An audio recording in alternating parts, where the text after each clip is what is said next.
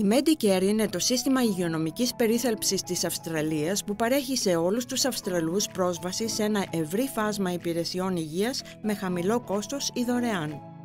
Η Αυστραλιανή κυβέρνηση επενδύει στη Medicare για να διασφαλίσει ότι οι Αυστραλοί έχουν καλύτερη πρόσβαση σε οικονομικά προσιτή υγειονομική περίθαλψη, επίγουσα φροντίδα και υποστήριξη ψυχικής υγείας.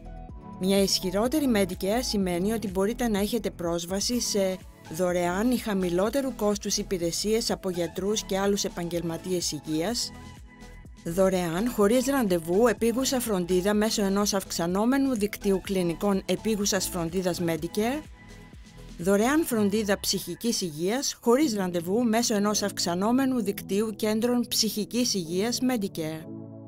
Δεν χρειάζεστε ραντεβού, παραπεμπτικό, εγγραφή στο σύστημα Medicare ή κάρτα Medicare για να επισκεφθείτε ένα κέντρο ψυχικής υγείας Medicare. Μια ισχυρότερη Medicare σημαίνει επίσης πρόσβαση σε ένα ποσό που μπορείτε να ξοδέψετε για οδοντιατρική περίθαλψη δικαιούχων νέων κάτω των 18 ετών με το πρόγραμμα παιδικών οδοντιατρικών παροχών. Δικαιούστε Medicare αν ζείτε στην Αυστραλία και είστε υπήκοος Αυστραλίας ή Νέας Ζηλανδίας, μόνιμος κάτοικος Αυστραλίας, προσωρινός κάτοικος που καλύπτεται από υπουργική εντολή, υπήκοος ή μόνιμος κάτοικος των νησιών Norfolk Island, Cocos Keeling Islands, Christmas Island ή Lord Howe Island.